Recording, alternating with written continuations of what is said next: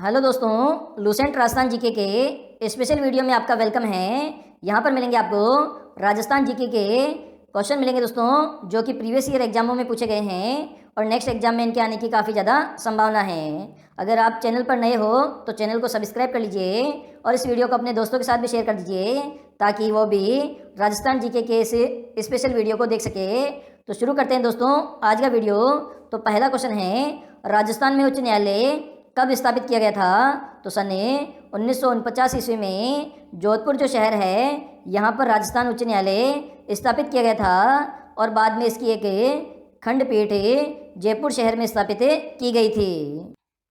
प्रश्न है, राजस्थान रत्न राजस्थान का सर्वोच्च नागरिक पुरस्कार है।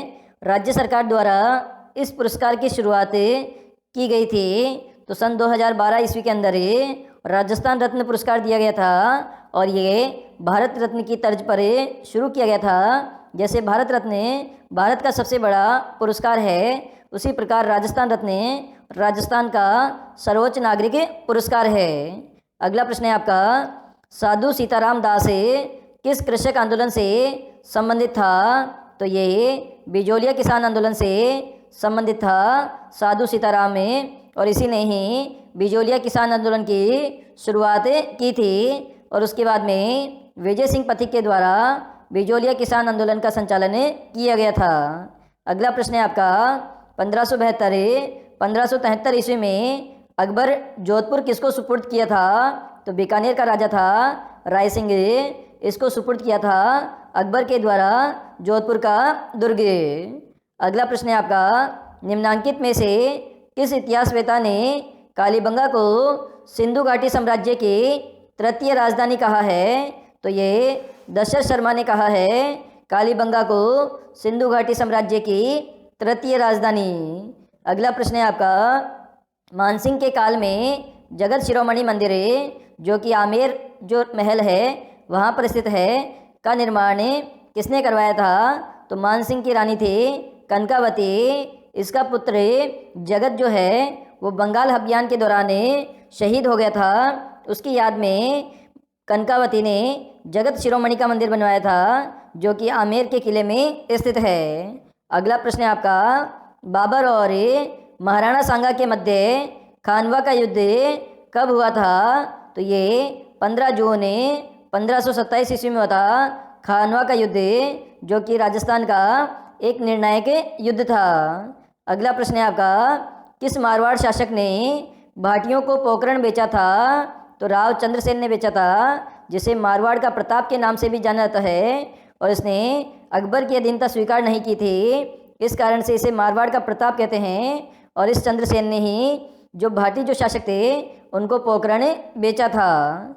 अगला प्रश्न है आपका, राजस्थान का हृदय किसे कहते हैं? तो जो अजमेर शहर है उसे राजस्थान का हृदय कहते हैं। अगला प्रश्न है आपका, जैसमंद झील के सबसे बड़े और सबसे छोटे टापू का नाम क्रमशः क्या है? तो सबसे बड़ा जो टापू है उसे बाबा का भांगड़ा कहते हैं और जो सबसे छोटा टापू है उसे प्यारी के नाम से जानते हैं। और जैसमंद झील का निर्माण राजा जयसिंह के द्वारा करवाया गया था और ये उदयपुर में स्थित झील है और ये राजस्थान की सबसे बड़ी मीठे पानी की झील है।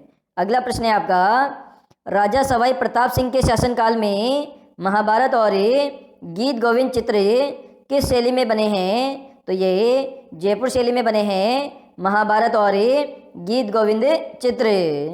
अगला प्रश्न है आपका, राजस्थान का वह किला कौन सा है जिसकी आकृति मयूर के समान है और इस कारण से मयूर ध्वजगढ़ कहते हैं? तो ये जोधपुर का किला है जिसे मेहरानगढ़ या मयूर ध्वजगढ़ कहते हैं और राव जोधा ने इसका निर्माण कराया था 1459 ईस्वी में और ये जोधपुर में स्थित एक किला है।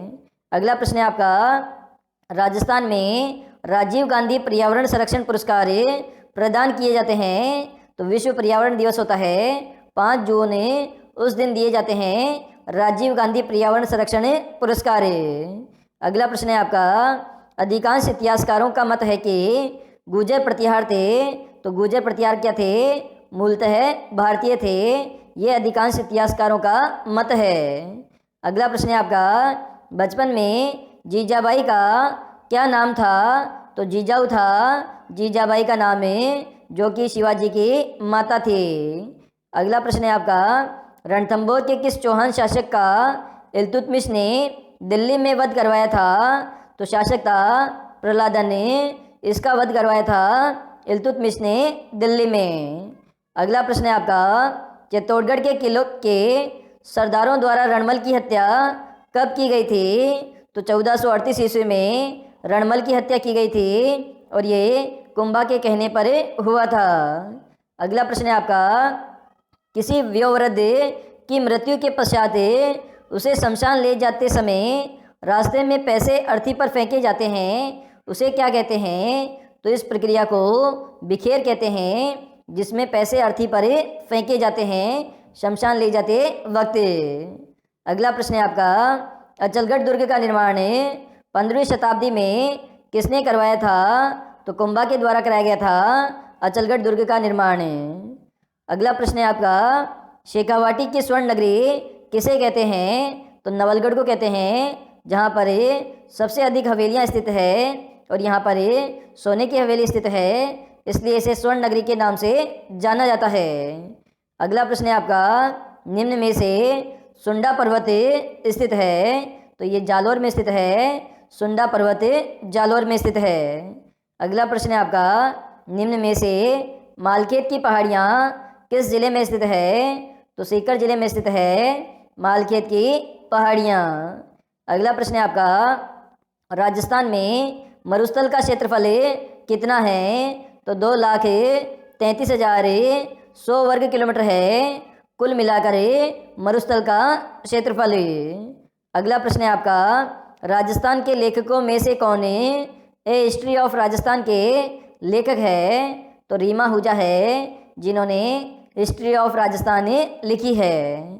अगला प्रश्न है आपका, निम्न में से मरुधर के नाम से राजस्थान का कौन सा संभाग प्रसिद्ध है? तो जोधपुर संभाग है, जो कि मरुधर के नाम से प्रसिद्ध है। अगला प्रश्न है आपका, निम्न में से रेगिस्तान का सबसे संपन्न जिला कौन सा है? तो श्री गंगानगर जिला है, जिसे अन्न का कटोरा कहा जाता है। यहाँ पर इंदिरा गांधी नहर के द्वारा पानी जो सप्लाई है नहरों के माध्यम से किया जाता है और इन नहरों से सिंचाई की जाती है, इस कारण से ये रेगिस्तान का सबसे संपन्न जिला बन गया। अगला प्रश्न है आपका, राजस्थान में स्थित मरुस्थल को किस नाम से जाना जाता है? तो इसे थार के मरुस्थल के नाम से जाना जाता है, राजस्थान के मरुस्थल को। अगला प्रश्न है आपका, पश्चिमी रेगिस्तान व खारे पानी की झीलें किसका अवशेष है? तो ये तैतीस सागर का अवशेष है, पश्चिमी रेगिस्तान और खारे पानी की झीलें। इसके अलावा जो आपका अरावली पर्वतीय क्षेत्र है वो आपका गोंडवाना लैंड का अवशेष है। अगला प्रश्न है, राजस्थान में रेगिस्तान कितने प्रतिशत भूभाग पर है? तो ये 66.11% भूभाग पर रेगिस्तान है, मतलब 2/3 भाग पर रेगिस्तान है राजस्थान में। अगला प्रश्न है आपका, मेसा का पठार राजस्थान के किस जिले में स्थित है? तो ये चित्तौड़गढ़ जिले में स्थित है मेसा का पठार। अगला प्रश्न है आपका, निम्न में से अर्धचंद्राकार बालू का स्तूप कहाँ बनते हैं? तो पश्चिमी रेगिस्तान में बनते हैं, शुष्क मरुस्थल में बनते हैं, उत्तरी रेगिस्तान में बनते हैं, तो सभी जगह बनते हैं अर्धचंद्राकार बालू का स्तूप। अगला प्रश्न है आपका, राजस्थान राज्य का कौन सा भौतिक प्रदेश 33 सागर का अवशेष है?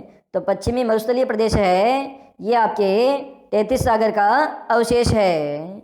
अगला प्रश्न है आपका, पश्चिमी राजस्थान को अरावली पर्वतमाला से पृथक करने वाली समवर्षा रेखा है?